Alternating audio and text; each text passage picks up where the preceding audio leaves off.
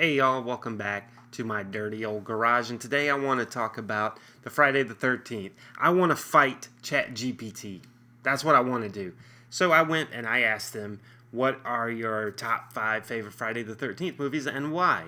And I want to compare their list to my list and just see how see how accurate ChatGPT can be. Now, I've already ranked the entire franchise, and I'll link that video up above somewhere, and you can see where everything else falls on my list. But today we're just going to focus on the top 5, and I want to see the differences because I'm just curious. I really am, because I've got some opinions that are different than the majority of fans, so I would like to see where that stuff ranks. But before we get into that, don't forget, do me a solid, please. Like and subscribe if you're into this kind of stuff, and just let me know what you think about it. But now let's head over and take a look. All right, so here we are.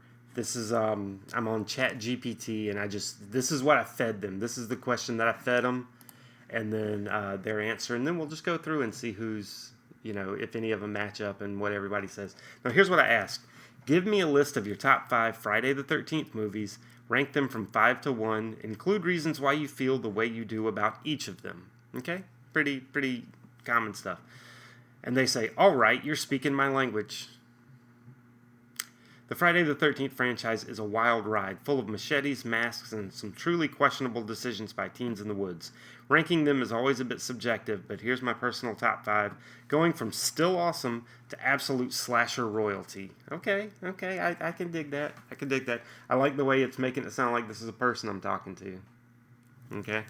But let's see how well they do in terms of what they pick. I'm curious. I haven't gone through the list yet, so I don't know what they picked, and I've got my my picks from my video written down, so I know. But anyway, all right, number 5, they've got Friday the 13th, Part 7, The New Blood. Why it makes the cut. Jason versus telekinesis. Yes, this is the one where Jason fights a girl with psychic powers, and it's as gloriously bonkers as it sounds. Okay, that's true. Kane Hodder's first appearance as Jason. He brings a whole new physicality and menace to the role. Okay. It's basically Carrie meets Friday the 13th, and it somehow works. Yep. The downside, the MPAA hacked the gore, so kills are censored more than fans would like. That's true. The kills in this movie were slashed all to hell. It's pretty sad. I would like Part 7 more if the ending were different. I've always thought the very end was stupid. And it just makes no sense, and I think it ruins a lot of the movie. I mean, the hacked up gore scenes, the kill scenes, should have been. It's just a shame that they do such good work on that stuff, and it all gets cut. That's lame. But yeah, number 7 is not in my top 5, so there's a spoiler for you. My number 5 is actually Part 2. I think Part 2 did everything that Part 1 did, and just did it better. It's a tighter pace. It's you got Jenny, who's a better final girl.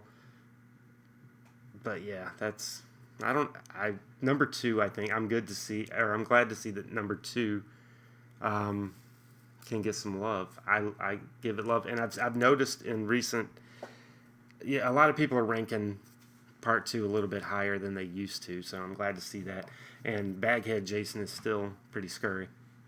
But all right, number 4, Friday the 13th Part 2. Look at that. Oh, you didn't see that.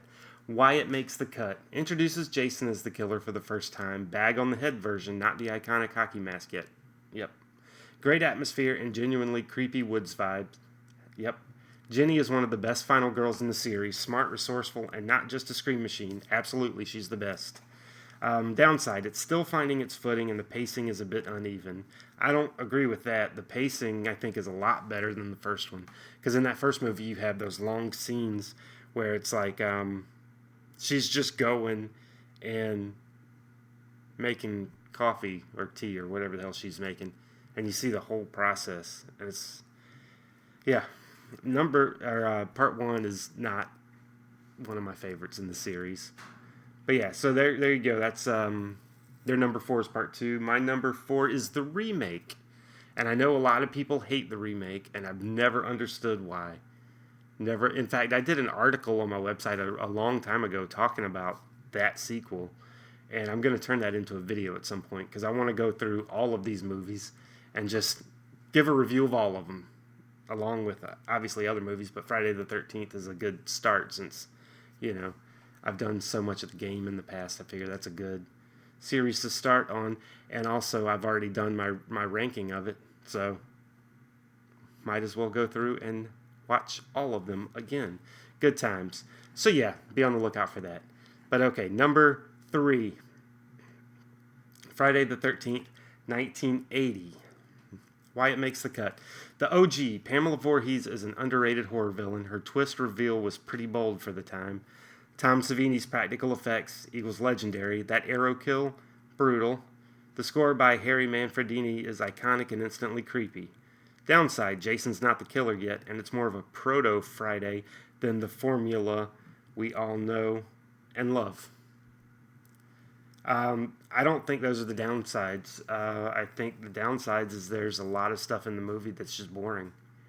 Like the ending, the third act is great and iconic, right? But I think there's a lot of dead space in that movie. Pamela Voorhees, yes, that was pretty crazy at the time to introduce the killer as somebody you haven't even seen in the movie before. Pretty nuts. Tom Savini's effects are always incredible. And Harry Manfredini's score is, even though it's a bit of a ripoff of Psycho, it's still iconic. So I agree with why it makes the cut here, but I don't necessarily agree with the downside. And I don't think Jason not being the killer is a downside at all. My number 3 was Freddy vs. Jason. It's just big, stupid fun. That's it. It's just big, dumb fun, and I think they found a good way to get the two together. I mean, there's not really much more there's not really more that would make sense to get them two together. I thought they did it well. But I'll give all of my full opinions whenever I do these reviews separately. But yeah, Freddy vs. Jason is my number 3. So number 2 here. Friday the 13th, Part 6, Jason Lives. Okay. Why it makes the cut. It knows what it is. This one leans hard into the campy, almost comic booky horror. Zombie Jason is born. Lightning bolt resurrection. Metal as hell. Self-aware humor plus solid kills plus kick-ass soundtrack. Alice Cooper. Downside, if you prefer straight horror to horror comedy, this might feel a little too cheeky. Okay. I'll agree with all those. Without Friday the 13th, Part 6, I don't think we ever would have had a Scream. So, it's got that to it. And I've always loved Part 6. When I was a kid, that was the one I loved the most. And it had a lot to do with that soundtrack with Alice Cooper. Everybody knows I love Alice Cooper. And him and Friday the 13th together was... Yeah, that was my thing. I loved it. So yeah, I guess if you do want more of a straight horror, you wouldn't like this one as much because it does have a lot of silly stuff in it. But they never treat Jason silly in it. He's always taken seriously, and I've loved it. And I think this might be blasphemy, but I think that Tom Matthews is the best Tommy Jarvis out of the 3. So yeah, my number 2 is the final chapter, Part 4. It's basically the epitome of 80s slasher, I think. So yeah, and I've got a feeling we're going to see that in just a moment. Friday the 13th, the final chapter. This is the one that most people think is the best, and I can't really disagree with them.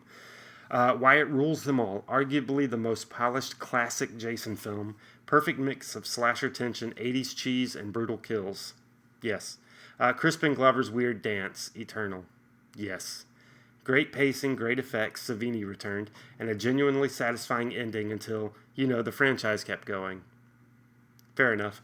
Young Corey Feldman as Tommy Jarvis, a surprisingly solid child protagonist in a horror movie. Yeah, Corey Feldman does great in this movie, and he plays the part very well, and I've always enjoyed him in this one. Downsides, none really. This is peak Friday the 13th.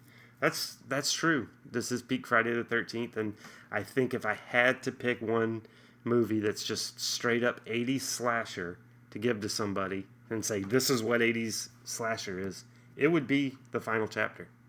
Yeah, even over my number one pick, it would be The Final Chapter if I wanted to say this is what 80s slasher horror is. So yeah, I can't disagree with that. That's a pretty good choice. My number one is Part 6. I've already told you I love it. I love the soundtrack. I love the characters. I love that it's the only one with kids in it. And I just think it's a great conclusion to the Tommy Jarvis story. So yeah. So overall, our out of our top 5, we share 3 of the picks, even though I don't think any of them are in the same spots. And then we've got 2 different ones in each. So, it's not all that different, but I think it's different enough. And especially because none of our numbers are the same. But what do you think? Do you think theirs is more accurate, or do you agree more with mine? I'm just curious. But I find it fascinating that I think it's a pretty well-rounded list, and ChatGPT's not too off base here. But yeah. What do you think? Let me know. So yeah, that's the list. ChatGPT, it actually wasn't too bad in what they suggested. We shared, I think, three picks. Our numbers were different, but we shared 3 picks, so more than half of the picks we shared. And the other 2, they gave decent enough reasons, I guess. But yeah, I thought this little experiment was interesting, and I'm going to do it. I think I'll do it with some more franchises. So if there's a franchise in particular you would like me to fight ChatGPT over, just let me know. And don't forget, do me a solid, like and subscribe. All that stuff helps. And I'll see you next time. Stay fresh, blood bags.